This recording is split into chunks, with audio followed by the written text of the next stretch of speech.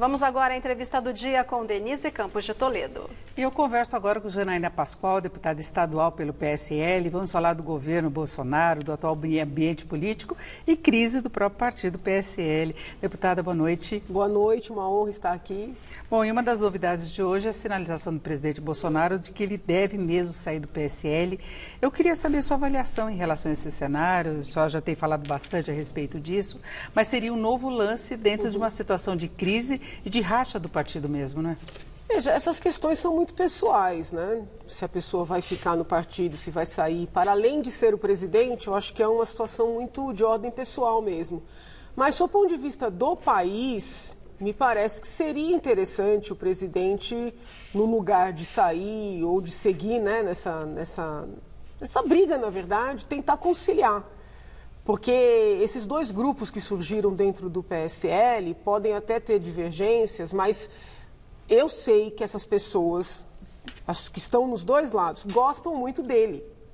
Então, eu acho que seria interessante tentar conciliar, porque, afinal de contas, é a maior bancada dentro da Câmara, essa bancada vai ser separada, nós não sabemos quais serão as consequências emocionais, porque por mais que as pessoas digam, não, mas eu vou votar de acordo com o que é bom para o país, mas o emocional às vezes fala alto, né? Então, eu não sei até que ponto é inteligente, digo isso respeitosamente, compreendendo o momento pessoal que o presidente atravessa, mas eu não sei até que ponto é inteligente, sabe? É, porque ele já tem de oposição um dos principais partidos, que é o Partido dos Trabalhadores. Sim. E aí o PSL está lá junto na liderança em número de cadeiras, aí pode ficar uma parte, pelo menos, contra. Fica mais complicada a base de apoio.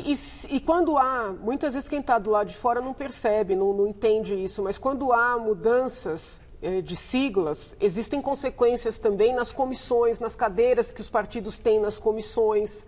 Então, existe um impacto nas votações, no andamento da Assembleia, da Câmara. Né? Então, não acho que seja inteligente, mas, ao que parece, a decisão está tomada, né? Então... E a sua posição em relação a isso continua no partido? Todos os deputados, sejam estaduais, sejam federais, eles têm um compromisso com a legenda. Existem algumas interpretações no sentido de que daqueles que têm votos para fazer a própria cadeira, ou seja, os que se elegeram sozinhos, que esses poderiam sair. Mas é uma interpretação minoritária. Então, não é seguro, até aproveito para aconselhar, porque tem muito deputado dizendo, não, se Bolsonaro sair, eu saio imediatamente. Não é seguro, existe o risco de perder o mandato. E não tem aquela janela de transferência. Demora muito.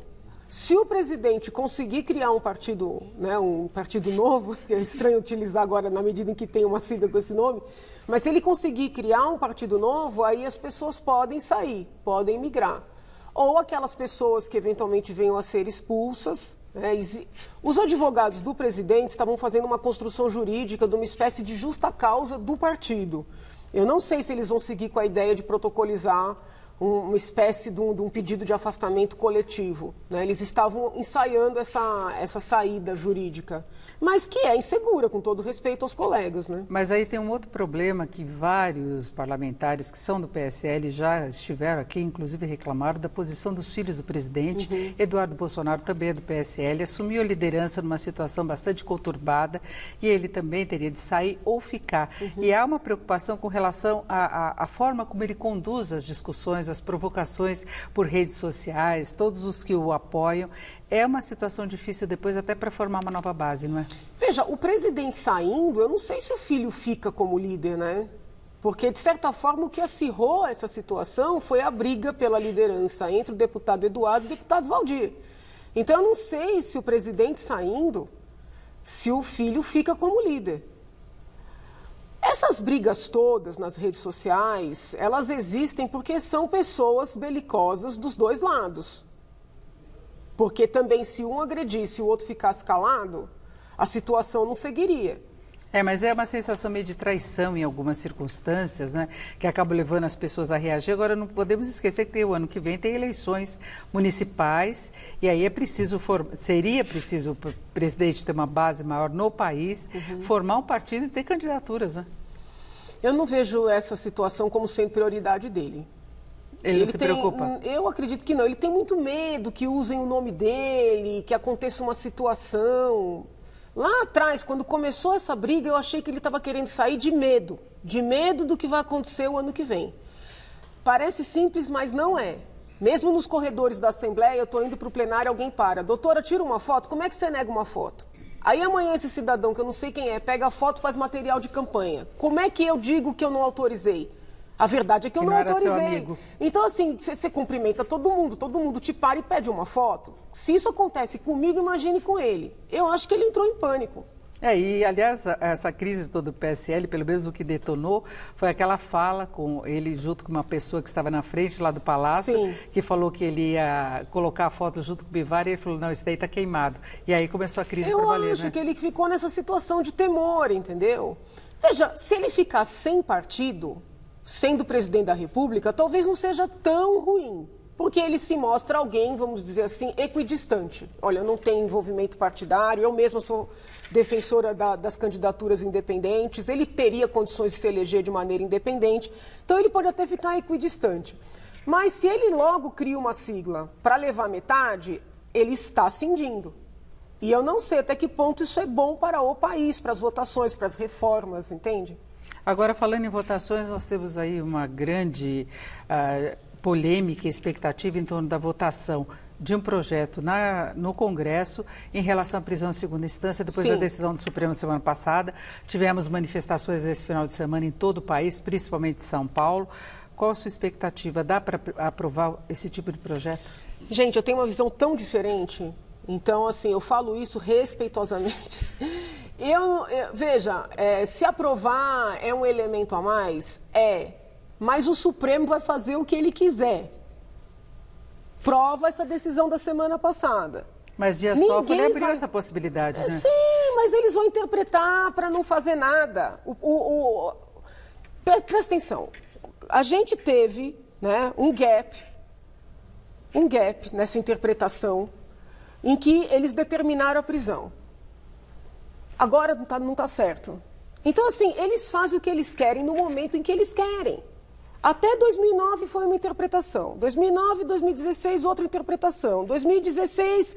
Então, assim... E agora voltou. Então, vai aprovar o pacote. Eles vão dizer que é cláusula pétrea. Então, o pacote não se aplica. Vai fazer uma PEC. Vai dizer que não pode PEC. O próprio ministro Gilmar já deu aí umas manifestações nesse sentido. É só se eles discutirem depois se é uma cláusula pétrea ou não, porque Entendeu? A indicação é que não seria. Já tem jurista, né, que na verdade deveria assumir que quer acabar com o direito penal, dizendo que só uma nova Constituição para permitir mudar esse estado de coisas. Porque tem jurista que se diz penalista, mas na verdade ele quer acabar com o direito penal. Porque não se pode aplicar a pena nunca, né? Jamais. Sempre recurso, entendeu? Recurso Então, assim, é aquele que demoniza o próprio direito penal. Então, assume que não é penalista, assume que é antipenalista. Já tem gente elaborando textos para dizer o seguinte, olha, só uma nova Constituição para permitir a prisão após a segunda instância. A verdade é uma só. Eles fazem o que eles querem. E as alterações que houve nesse curto período de tempo, elas demonstram isso. Né? Então não adianta o Congresso ser favorável. Agora, se eu não coloco energia nisso, entende? Eu vejo que as pessoas estão muito emocionadas, pedindo essa PEC, pedindo pacote. A minha experiência como advogada e como professora diz o seguinte, eles fazem o que eles querem. E tem uma questão também que tudo isso é muito relacionado ao ex-presidente Lula, querendo ou não, o que a sociedade cobra com a aprovação de uma medida dessa seria a possibilidade dele voltar para a cadeia. Agora, eu já vi alguns juristas dizendo que não haveria uma situação retroativa. Mas o ex-presidente Lula, ele já estava para sair pela progressão. Então, assim, o problema dessa decisão... É que ele pode ter condenação em outro processo, O problema dessa decisão não é uma pessoa ou outra pessoa, é o impacto que ela tem para o sistema. Se com a possibilidade de prisão nós estamos vendo o tanto de desvio, tanto de peculato, tanto de lavagem, sem a possibilidade de prisão, porque a verdade é uma só, até chegar na quarta instância... É um infinito, entendeu? Então, assim, essas pessoas que já não se intimidam com nada, ficarão mais tranquilas para delinquir. O Eduardo Azeredo é um bom exemplo disso, porque sim, ficou décadas, nós tivemos o quê? Veio abaixo o mensalão do PT, o mensalão do PSDB, um monte de gente da Lava Jato sendo colocada em liberdade. Percebe? Então, assim, eu acho que as pessoas não deveriam pessoalizar tanto a questão no ex-presidente ou quem quer que seja. E como é que a situação deveria ser conduzida, então? Eu acho que tem que fazer o impeachment do ministro, para eles entenderem que Mas de mais de um? Pelo menos um, porque assim, não é possível que haja mudanças em tão curto espaço de tempo, não é possível que haja decisões tão contraditórias entre si, com decisões dadas pelo próprio magistrado, decisões com impacto, inclusive, pessoal. Então, assim, eu não vejo outro caminho senão começar a responsabilizar. Mas aí nós temos uma situação diferente dentro do próprio Supremo, que nós temos aí, por exemplo, Dias Toffoli e Gilmar Mendes liderando as críticas de boa parte da sociedade. Mas nós tivemos outros votos contra a prisão, após a condenação em segunda instância, de ministros que não estão sendo alvo de críticas. A decisão em si não ensejaria impeachment, para deixar bem claro. Mas alguns comportamentos anteriores ensejariam. No conjunto, fica muito evidente o desejo de desfazer todo o processo de depuração do país, entendeu? Então, assim, qualquer ministro que votou nesse sentido pode sofrer um afastamento de maneira nenhuma, porque você não tem impeachment por posicionamento jurídico, por decisão.